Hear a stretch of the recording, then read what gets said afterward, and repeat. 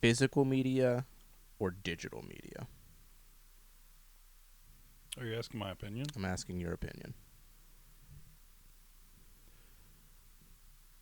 I prefer physical media. I actually own more digital media. Which makes sense because it is convenient. Digital media is convenient. You don't have to get up to buy things. You also get to catch things that are on sale if they're on sale on whatever digital marketplace and it's, you know, a $10 game versus $50 or $40. It makes sense to buy for $10. Well, But here's the thing, though. Of all the digital media I own, I'm not the guy that goes out and buys like the brand new console the second it comes out. no. I have a PS4 that, it was literally one of the original releases. So I have next to no storage space. Yeah, yeah, And that's a huge thing for me too. Is like I like to play a lot of games. I like to play a lot of stuff, and for me, when I buy a game on a digital marketplace, I like to download it and keep it on my hard drive so that when I'm ready to play it, I can just go to play it. right. I try not to buy too many digital things because one, I like holding the physical in my hand, and holding that physical and having that physical allows me to play that game whenever I choose. And I don't have I have to wait because it has to download the game to the hard drive.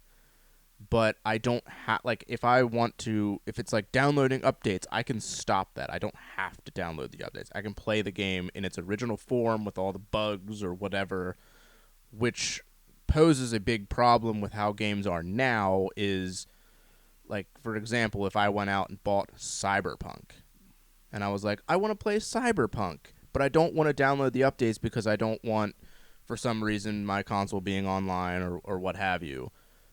That's a problem because that game, when it first came out, was a disaster. It wasn't even a playable game, really. Probably one of the biggest mishaps in gaming in the past 10 years. Huge. I hear that the game's awesome now. Now it's like really like, yeah, I hear that it's really good and stuff like that, but that shouldn't be the case. It doesn't matter that it's good now because they had their chance and you can't get past that first impression with something like that. Sometimes. Games are very much like songs or movies. If you get a bad taste in your mouth the first time you listen to it or the first time you watch it, you're typically apprehensive to go back. Yeah, normally you're kind of like, eh. But if you start to see it gain traction again after it's good, you're gonna have that like FOMO of like, well, I don't want to miss out on it because I was excited for it when it came out. So I know it's 2 years, 3 years later, but let's see if it's good. And you start to play it and stuff like that. Which another thing that I like about having like the physical is like you can play it whenever you want. Oh yeah. I can play it 15 years from now, no issue. I can play it 20 years from now, no issue. I can play it whenever I choose, no matter what happens. Well, Well, unless my console breaks and there's for some reason I can't get another console. But or God forbid you go blind. or, or that too, yeah. But for digital, like there's things that can happen where if you lose the info for your account and you can't remember your login, guess what? All of your digital games are gone with it. Well, and that's the thing. That's literally anything digital. Like that we live now in a digital age. And I think I said this to you the other day. Or it may have been a text or something late at night.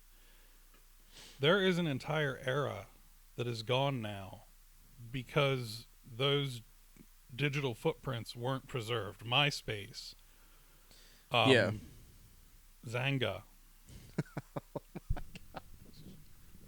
PhotoBucket. PhotoBucket's a thing. Most of the accounts that were around, when we were kids, thinking like late, like 2008 ish, wiped, gone. Yeah. Like I can't log into it anymore. Yeah, like a lot of the stuff digitally, like you're playing with fire there because your something could happen to your account. Like your PlayStation account could get banned for some reason, and now all if you were reliant on just buying digital games, you now lose out on all that money. Right. And same thing with Xbox, same thing with PC. Like if your account gets banned for some reason, wrongfully or so or whatnot, and you can't get them to give you your account back, those games are now gone for good. You now have to either repurchase them, which that's a lot of money, and like it just to me just to have that even be a thing that could happen. I don't ever want that to happen. I mean, like with my PlayStation account, like if it gets banned for some reason, like cool, I lose all my trophy progress, which hurts, and I lose the amount of years that I have on that account. But I don't lose the ability to play the games that I want to play because I buy them physically. Right. And well, to kind of like really take that a step further and look into that a little bit, a lot of people probably out there thinking, who's going to ban your PlayStation account? Who bans this? Who bans that? YouTube. And granted, this is like the most extreme of the extreme, but if they find anything relating to any sort of, misbehavior Yeah. with regard to children, Mm-hmm. your account is gone, like forever. Yeah. And not just that account, but like you are You can banned get- from the service. You can get IP banned, which you can no longer just make another account. Like, well, I mean, there are ways around IP banning. Like, dude, VPNs. I mean, yeah, with the popularity of them now, but like even like for the average person, I feel like if you get that sort of ban, like that's pretty detrimental to you wanting to do anything really. absolutely. Well, and the thing with YouTube, like in that instance, obviously, I hope that nobody out there is really, getting into that kind of trouble. And if you are, please stop watching me. But to that effect, that's an extension of Google, which means Gmail, which means Google Drive. Like it just goes and goes and goes and goes, and you're basically, wiped off the footprint of the web. Yeah, yeah. And like with everything just being more and more reliant on like digital, like you have the subscription services, Netflix, Hulu, you have PlayStation Plus, Xbox Game Pass. Like with those subscription services, like you do get a lot of value in terms of like they offer you this big array of games, and some games they put on day one, which is huge because if you're a PlayStation Plus member or you have Game Pass, you can play, Starfield when it drops. You don't have to go out and buy this game and spend, $60, $70 on it. You can just play it day one. Right there, you can set it to probably pre-download, and you're ready to go when it comes out. PlayStation and I think Game Pass had it too, Sea of Stars. It was a big RPG. Like when it came out, it was on the services, and you could just download it and play it. Now, that's an indie game. It's not a AAA. But with that, if you give them too much power with making games digital, those subscription services, they cost money now, but it's only going to keep going up if they force you to go digital, which is the problem because everybody's making a push for digital. They're making digital only consoles. When the Xbox One and the PS4 were being announced and they were going through all their hardware and stuff and showing off the consoles, I believe it was Xbox, they were like, yeah, you can't share games anymore, because they were trying to make that the whole thing not a thing. And I think it was PlayStation who was like, here's how you share games. And they just handed a game to the person next to them, and then that person grabbed the game and they were like, oh, cool, here. And they handed it back. They were passing it back and forth like, we're not going to do that. But it's a thing that could happen where you're not allowed, like, if you push this digital so far and you make it so that physical is now obsolete and they're not making physical discs anymore, you now no longer have a secondhand market, which means now you're locked into paying full price for that game at any given point. 10 years down the road, that game doesn't drop to $15. That game's still $60 or $70. Well, I mean, it could be. In thinking about that, I think that the key takeaway is that you're, paying retail price. You don't have a used market to lean on. But I think that as time goes on, relevance starts to take control because there are other things that impact price. If they start to see that sales really kind of drop off, and why? Give me a reason why they would charge $70 for a game that literally sells one copy a year. Call of Duty Black Ops, Call of Duty Modern Warfare 2. If you go on the Xbox Marketplace, those games are still full price if you buy them digitally. That's likely because people are still buying them. They're willing to pay that for it. I don't know. Like I don't have the numbers in front of me for that to show that. But even if they don't command any sort of, demand for it, if they're not like, no one's buying them, no one's doing that. Like, that was my phone. Okay. When it comes to controlling the marketplace and setting your price, why would I give you a choice? If you want to play it, buy it at this price, or else you can't play it. And that's where it kind of goes. Like, this goes back years. Yeah. Like years. Consumers ultimately have the power to dictate what the prices are and how they consume anything, but they need to do it in unison. Like, if you want to stop digital media from taking over because it's important, then somebody somewhere has to care an awful lot, and they have to start letting people know, don't buy digital media, because when you stop buying digital media, companies are going to stop putting money into digital media.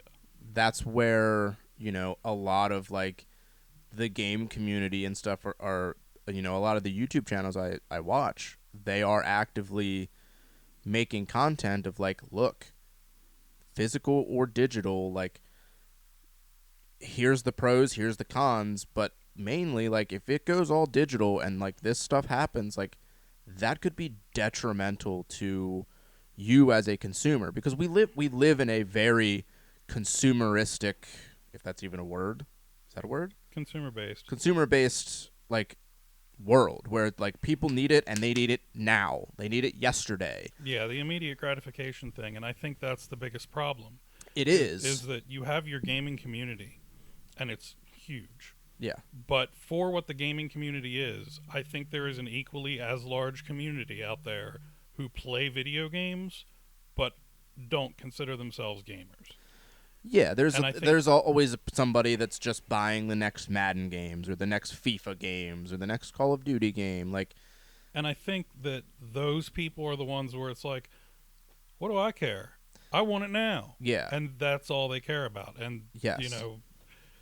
It's those kind of people that are just, not saying they ruin anything, but they're definitely not helping the cause. No, not by any stretch. Because if it goes all digital and we get to a point where they stop making digital discs, they stop making physical discs, and they stop making things that you can go out and buy, and they eliminate that secondhand market, like, for me, just an average person, like, that hurts, because I rely on, like, when I see a game where I'm just like, for me now, my day one purchases are pretty much zero. I don't buy things day one a lot. the main things that I buy day one, it has to be Resident Evil, basically. Like, if it's not Resident Evil, I'm not buying it day one, chances are. So, like anything else, like, Final Fantasy Rebirth or any, name a game that, like, is popular or big and it's something that I would want to play, I'm not buying it day one. Because with games nowadays, wait a year and the price is going to be like $20 rather than $60 or $70. If it's something that I really want to support and I really want to play, maybe I'll buy it day one. But I have the option to scroll Marketplace and find somebody that bought it and didn't want it, and now they're selling it for half price. I could scoop it up at half price, and then I can set it on my shelf, and when I'm ready to play it, I can go play it. I have that option. It's important to allow us to have options. If I want to buy a game on Steam that I see on sale, I will buy it, and I will let it sit in my library, and I will play it eventually. If I see a game on Marketplace, and I want to buy it so I can play it at some point, I will pick it up, and I will play it at some point. But I have the option to choose whether I want to have the physical disc or if I want to buy it on my PC and play it, digitally. When you take away that option, now it comes down to now I have to pick and choose because the prices are going to be much higher and they're not going to drop as drastically because now there's no longer a secondhand market. Yeah, I mean, I could see that. If I buy a game day one and I play it and beat it and I'm like, I didn't really care for it or I don't really want it in my collection, I can then put it on Marketplace or sell it to a buddy and, I can be like, here, just give me $30. And I paid $60 for it or $70. Like, I can get some of that money back and then I can go buy another game if I want to. I mean, if publishers are hell-bent on digital media because, there are advantages to it for them, there are advantages to it for the consumer too. Maybe they need to find a way to make the licenses themselves resellable. Something, because, I mean, no matter what could happen to your digital platform, whether you lose your account, whether your account gets stolen, or, what have you, or the licenses get out and then or run out and then they take it off the store and, like, you can't find it anymore. Like, one, for preservation's sake, that game's now lost. For the most part. I mean, someone probably has the files somewhere. Well, I can almost guarantee the developer will, but...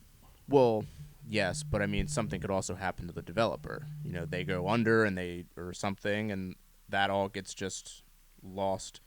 I mean, for that purpose, I think Sony or, Microsoft, whatever publisher you're referring to or console manufacturer, I think they should probably take a hint from Disney and create something of a vault. Yeah, but it seems to me like some of these people, like, don't really care about the preservation of their products. Like, some to an extent they do, but, like, not as much as we as the consumers do. Like, some of their things, like, have resonated with us so much. Like, it's more than just a game, or it's more than just a movie. It's more than just this. Like, you should worry about preserving that and allowing, like, as your consoles, as you're offering your services, like for PlayStation, Nintendo especially, like, they do this slow drip of these older titles that you are lost to only being on the Game Boy, only being on the PlayStation 2, only being on the Super Nintendo. Those were your only ways to play these games. With your services, put those games on it. Well, Nintendo is also a very uniquely positioned manufacturer in that correct me if I'm wrong, but they are the only console manufacturer that actually does in-house development. Because like Sony and Xbox or Microsoft, they have, obviously Microsoft does development, but not necessarily game development. I mean, Um, Sony has. they have a publishing Yeah, I don't division, know but how. I don't know. Maybe if when they started it, um, they were doing that, but now they probably don't. They just buy those studios and work like hand in hand with those studios.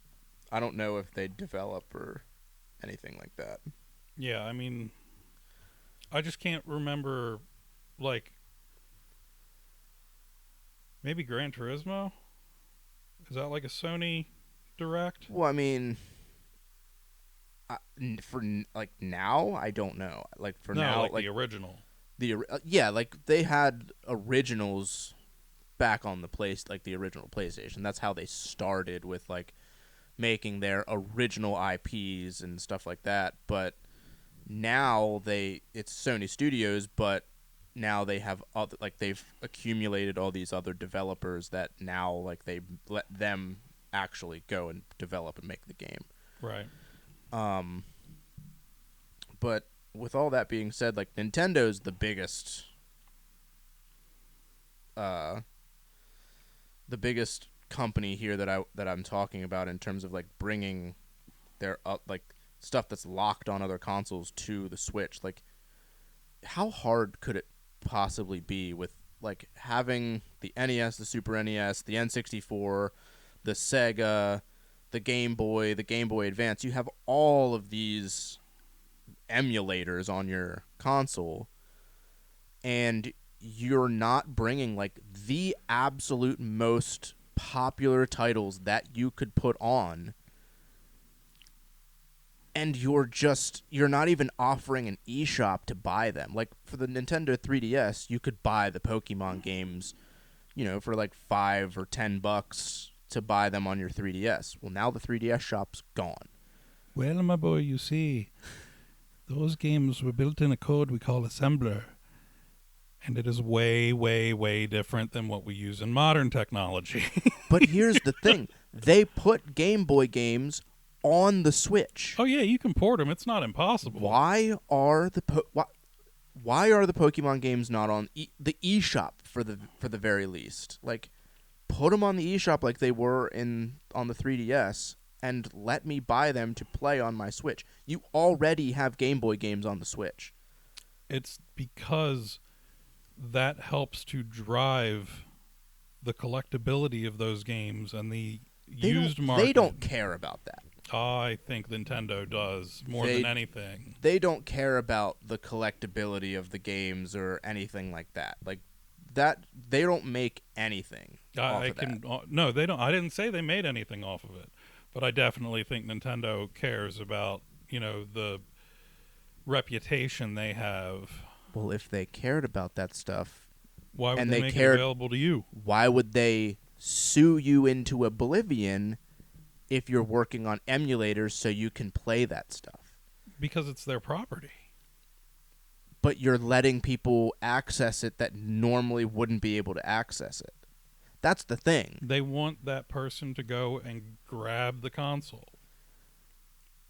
But make it available on your most recent console. Then you don't need to have the other console. They're making them obsolete anyway. If you buy a 3DS right now, you can now only play 3DS games. You can't go to buy games off the marketplace anymore. So now you can't buy all of those virtual console games. The Wii, you can no longer buy the virtual console games. The Wii U, you can no longer buy the virtual console games because those shops are now closed. Do you have any idea how much it costs to keep something like that running? I don't want them. I'm not saying that they should keep those things running. I'm saying if you want to close down these things for the virtual console, bring it to the Switch. Bring those virtual consoles, bring those marketplaces that you had on the Wii U and the Wii and the 3DS shop, put them on the Switch. That's a lot of development work. It'll pay off. Not only, if you put them on the virtual console, you're raking in all the money. Really? Are you? I mean, yeah. Because, like, you think about it, And I think about it and I'm like, okay, these games mean a lot to me. And I know they mean a lot to you. And I'm sure that to the people that are watching us, they mean a lot as well. But when you think about the consumer base for the newest Nintendo console out there, um, you know, take my daughter for instance. She is not going to want to touch anything before the year 2000. If do do you know how many times I've purchased Resident Evil 4? I don't want to. It's an insane amount. But Why? because it's come out for basically every system since the GameCube and PS2. It's come out on the PS3. It's come out on the PS4. It's come out on the PS5 with a full blown remake. Okay. It's ported on the Switch. It got a Wii release. Like it's been ported to PC. Like I've purchased it because I could then play it on any of these consoles. I bought it on the Switch only because if I'm in a pinch and I'm on a trip somewhere and I'm like, I just want to like relax and play a game. Like if so and so's sleeping, it's bedtime, I'm not tired yet. I can then pick up my Switch and I can play Resident Evil 4. Is it going to be great? No. But I don't want to take a Game Boy with me that I have to put AA batteries into. I don't want to take a Game Boy SP that I have to charge to play, and then I have to take the cartridge with me because now I'm at risk of losing my, collectible cartridge if they put it on the Switch and they charged me $10 to download. Like, it doesn't take up much space. I'm doing it all day long. I mean this in the most respectful way possible. As I look around the studio here and see literally 12 different items of Resident Evil memorabilia, I have to let you know I think you are in the minority on that one. I'm just as an example, like Pokemon Yes, huge. I can't speak. Nintendo isn't looking back though. They're looking but for what they should because it's all about letting like if you don't want people to emulate your games, then why don't you emulate the game yourself and put it on your system so that then I as a consumer or you as a consumer can play it legally. Because I'm going to make $10 million more off the next new idea. Yes, but also why not make all of that money off your new release, but also just make a little passive money. It makes sense. Else. It absolutely makes sense. To that end, all I have to offer to you is that people who know how to write this code are not cheap. I'm serious. A team of 10, and that's 10 people who understand, the necessary principles of computer science to actually put together these games literally will cost $1 million a year or more. And to that end, the people that will understand the language they were originally written in are mostly retired because codes, and I'm getting kind of nerdy with this, but the languages like assembler, which, some of the original, I think the Game Boy was in it and the NES, and I believe Super Nintendo was also in it. They are literally so old that the people who were learning it are 60 and 70 years old now. There are people that literally rip the data from, Mario, from Zelda, from Metroid, from all of these old games that were made in that, and they literally write new stuff so that they can do ROM hacks and stuff. Oh, no, I know. Yeah, you can actually, you pull the old code off and then you translate it to, I don't know what the Switch runs on. It's almost guaranteed not to be Java. It's going to have to be something much more robust than that. It's probably C++ if I had to guess, but it's not like a okay, this does this. Now I need to do this with this. It doesn't translate that simply. These people are taking like a lot of their time to do this kind of stuff. And Yes. that's, you know, But then Nintendo wants to come after them and make an example out of them so people don't do that anymore. Well, if you don't want people to do X, Y, and Z, then take the people that you're making an example of and hire them yourself, I and think they'll do the work for you.